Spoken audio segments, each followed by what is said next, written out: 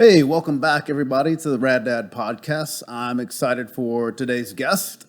We have a mutual friend that we met through, and she suggested that he be on, and I trust anything that Copper says. So, Copper, thank you for the introduction. And today we have Cam Parker. He's a law enforcement officer, or Leo for short. Wanted to have him on, talk about all things dad. He's got a 2-year-old, and how does that work being a police officer and a dad, as well as community relations, all that good stuff. So, Cam, go ahead and introduce yourself a little bit. Tell us a little bit about you. Yeah, thanks for having me. Cameron Parker, or Cam for short, whichever you prefer. I've been in law enforcement about 6 years now. Started prior to that, I was with Chick-fil-A for 15 years, so a little shift in careers. And, so you went from having every Sunday off to working. Yeah, working having shifts. every Sunday off, or that's the perception anyway. When you're in leadership, at Chick-fil-A, you try to do all you can on Sundays to get ahead when nobody's there, and it's nice and quiet. Gotcha. But I got into law enforcement in 2015, and it was something. My dad's in law enforcement, my brother's in law enforcement. My mom worked for Dallas Police Department as a dispatcher, so it's kind of a family business. Been married for 12 years to Amanda. We have a 2-year-old son. He's a little IVF baby, so he's kind of our miracle, and that's about where we're at right now. Absolutely. And I know you have a different perspective, being that you're the son of a police officer, your mom worked for the police department, your wife, her father was a police officer as well. So I know kind of how that's leading downstream with your son and interaction with law enforcement. But what would you tell a child that doesn't have a father that's in police, or even have a father? Like, how do you interact with someone in law enforcement? What are some of the things that you usually do when you feel like you're running across that? I just try to talk to them. We recently had a community event, big concert out in the city, and so worked some overtime there, just doing security. And kids are walking by all day. Just stop and talk to those kids. Shake their hand, give them a high five, show them the police car. Try to bring their nervousness down a little bit and show them that we're just humans too. I mean, cops are humans. We've got families that we go home to. We've got kids. We've got stressors. We worry about finances and everything that everybody else worries about in the world. We've got those same concerns. We just happen to put, a vest and badge and gun on every day and go out there and try to serve the community. So, I would just encourage people to, if you're hesitant or if you've got some apprehensions about police officers, find one on the streets, go talk to them. Most of us are completely willing to sit there and have a conversation with you, as long as we don't get called away for something. A lot of agencies are doing, various community activities like Coffee with a Cop, and stuff like that, where they're going out into the community saying, hey, we're going to have some officers here for a certain amount of time. Come have a cup of coffee with us, talk to us, learn about what we do. And we want to learn about you, your concerns, how we can ease those concerns. And so I think those are some great programs. But at the end of the day, a lot of the problems we have in this world, if we'd turn off the TV, put down our phones, and just go have conversations. You drive through neighborhoods and you don't see, I don't know how you grew up, but when I grew up, I mean, kids were playing in the street. We had a permanent home plate and second base spray painted on the street. And then we would throw first and third out there, and we'd play kickball all the time. And parents would be out talking to each other. You don't see that as much anymore. It's unfortunate. No, and I would agree with you. It's an unfortunate thing. It's exactly how I grew up. You have your neighborhood kids, you talk to them. I always refer it back to the human connection. And that's what's slowly been taken out of society, is that human connection, that interaction. Everything is done on a screen, on a phone, through text. There's lack of there's a loss of translation there in text. You don't get emotion. You don't get to read that person either. I grew up the middle child of boys, and there's a lot of sarcasm, a lot of jokes thrown away to each other, a lot of roasting, of course. And it goes for all of the neighborhood kids. It wasn't bullying; it was just fun, and we had fun. And it's that, like I said, that human interaction that we talked about.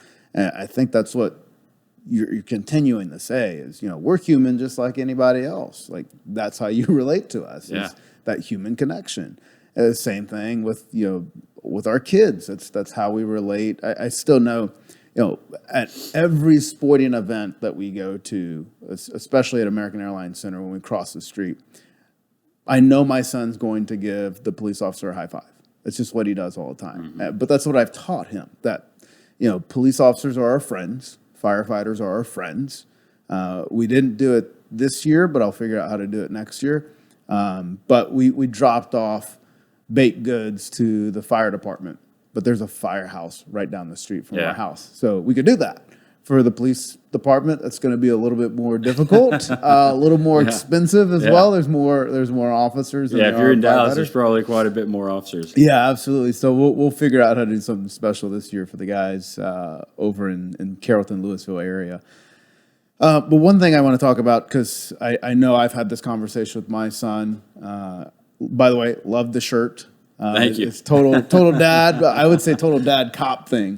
But let's talk about firearm safety, gun safety, especially in the house. Like I said, whenever I'm pulled over, or when I got pulled over in the past, I'd always have my driver's license waiting and my insurance. Now, if I get pulled over, I have my license to carry as well as and I have to tell them where the firearm is. Like, hey, here's where my firearm is. I know that's one thing that they want to know. So around the house, like, what are some of your recommendations to keep guns away from kids, or keep kids safe around firearms is what I would say. Yeah, obviously a safe is going to be, your hands down the best way to go. But outside of that, with a 2-year-old, there's areas of the house he can't reach, and the gun's staying there. And most of my guns are going to be unloaded at the house, outside of a couple for self-defense, if I need them. But I have carefully introduced my son to guns and shown him what it is. He kind of understands. He'll say pew pew when he sees one, but he also now, when he sees it on my hip or he sees me set it down, he says no. So he knows he's not supposed to touch that. He's not old enough to touch it. He understands the danger that comes with it. He understands that it's a dangerous object if it's not handled properly. And so, that's a huge concern for us. It was a huge concern for my wife. And rightfully so. Yeah, and so we keep guns in the safe, and then keep other guns out of reach. Mine stays on me most of the time. Obviously, if I'm playing with him, we're playing around, it's not going to be on me. Primarily because it's uncomfortable, but it's never in a spot where there's any chance of him getting to it. Now, as he grows up, that'll become more difficult. But as he grows up as well, we'll get to that point where he starts going to the range, where we do some gun safety with him, versus just, hey, right now at 2, you don't touch this. It's this is not something to play with. So and there's other ways. I'm sure other people have different ways of keeping their kids safe, with firearms in the house. But I think the main thing is just being aware. And having some good gun safety knowledge yourself. So I can't tell you how many times we get calls where people have, accidentally discharged firearm while they're cleaning it because they don't know to check the chamber, make sure that that's clear. Several so times. What are a few things you would say about gun safety? Like, what are some common sense gun safety pieces? Yeah, common sense gun safety, always assume one's loaded. Oh. Anytime you're handling a firearm, assume that it's loaded, assume that it has one in the chamber. Never point it at something you don't intend to shoot, even if it's unloaded. If you're going to point a gun at something, it better be something that you're willing to shoot. And, just be familiar with the gun that you're using, that you're handling. That's kind of the basic, the foundation of gun safety. Assume it's loaded and don't point it at anything that you're not supposed to point it at. That's exactly what we learned in the Marine Corps. Yeah. So it's those are your typical range rules. It's basic, firearm knowledge. Yeah. Treat every weapon as if it's loaded. Do not point your weapon at anything you don't intend to shoot. And learn Yeah. all about your weapon. Yeah. Be familiar with it. Yeah, I still remember the first time I showed my son my firearm. I was like, made sure it was unloaded, took the clip out, and was just like, here, hold it. Yeah. He's like, oh, I was like, it doesn't feel like a toy, does it? He's like, no. I was like, it's not a toy. This has very bad repercussions. If There's a lot of you point it. responsibility. There's a lot of responsibility, and he understood from that moment that this was not a gun. And I haven't taken him to the range yet. He's just 8, almost 9. I think once he gets 10, I'll take him and show him around and show him some of those common safety pointers that we were talking about. But it's, again, for me and for you, it's self-defense for the home, to defend the home. So that's why all of my weapons are locked up. They're have bioscanners on them to unlock them. There's also a code. So it's just he knows I know how to use them. He knows I've been trained to use them. So He knows that's dad's responsibility. yeah, that's dad's responsibility right now. And he knows in the future he will be taught how to utilize that as well. And I stole this from another dad of I want to have that relationship with my son, that if he were to have an interaction with a law enforcement officer and he was going to jail, it wouldn't be, oh crap, I hope my dad doesn't find out. Yeah. I hope the first thought in his head is, oh crap, I need to call my dad. My dad's going to help me in this situation. I'm in this bad situation. I'm going to jail. He's the first person I need to call. And, I'll take it from there. My best friend's an attorney, so I've got the right route, right plan to do all that. But yeah, we've talked a lot about fitness, a lot about food. What about, I guess the term nowadays is self-care, or I say recovery. Like, how do you recover? I mean, we both have whoops on. That's what this thing is. Yeah. It's not a probationary thing. It's not a monitor. Yeah, not a monitor. It's not keeping track of us. So it just tells us how we sleep, what our heart rate is during our workouts. I say the best activity tracker on the market. It doesn't look cool, fancy. It doesn't have a face or anything like that. But Whoop, you're doing a great job. Keep it up. How do you recover? How do you take care of yourself and self-care? Mentally, my workouts are my escape. It brings me down. It helps release that tension. Although, as I've gotten older, I've noticed that it creates a whole nother set of tension in my neck and back and things. So I've had to adjust it, but. That's why I go visit Body Lounge once a week. Right. I call do Ed the body muscle work. whisperer. Yeah. He has bailed me out of some stuff more often than I can thank him for. Yeah, Julian's my guy. I do stretch therapy with him. And Okay. my joints are like full range of motion now. I I'm might not as need tight. to check that out because I'm like the Tin Man. I used to be like that. I'm like Tin Man 2.0 now. Not as stiff. So yeah, I do that. I like to read. It's calming for me.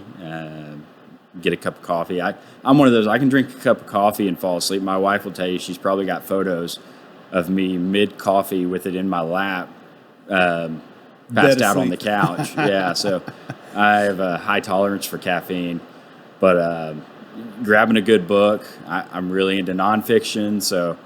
Even though I have to think a little bit when I read it, it just kind of it's a break from the world.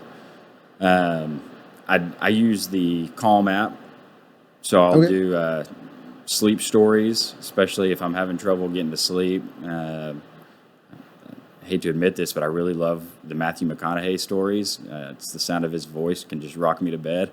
Oh, dude, the Green Lights. I blew through his Green Light book because it was an audio book. I was like, I just want to listen to him talk. Yeah, listen to him talk. I also use an app called State. It's a breathing app, and it's got different kind of settings where if you want to do it before a workout, it'll gear you up for a workout. If you want to bring the heart rate down and get ready for bed, it'll do that. And then I just hanging out with my son. It has been the last 2 years with him. He has been a huge blessing as far as just being able to disconnect from every other concern I have and just focus on him. I grew up, most kids in high school, they're like, hey, I want to be a baseball player, I want to be a football player, professional athlete, something. I was like, I want to be a dad, it was weird for an 18-year-old guy to be saying that, but that's what I wanted to do. I wanted to be a dad. So my wife and I got married when I think I was 25, she was 26, and we had some difficulties getting pregnant for a while, and we finally decided to do IVF, and that was a whole nother hurdle. Yeah, it's a whole other 30-minute conversation. Yeah, that was a whole nother conversation. But when Jackson came into this world, it just changed my life, and he brings me so much joy, that kid. And if you've seen any of the videos that I post of him, he's just full of joy. It's amazing, and I just watch him, and I'm like, I know he's trying to mimic me, but I kind of want to be like him. I want that joy to dance in the middle of the gym when nobody else is dancing, to just laugh at the most random things. We'll be driving down the street, and he loves, for some reason or another, I don't know, I think it's because of how positive it sounds, but he loves Andy Grammer. So we listen to a lot of Andy Grammer, and he's two, but he will sing along and learn those songs. He learns these songs. I'm like, he's 2 years old. How is he doing this? I don't even remember lyrics that well. But he'll just start randomly shouting it out when a song he likes comes on. I'm like, this kid is living life, and I hope I can lead him and parent him in a way that he never loses that.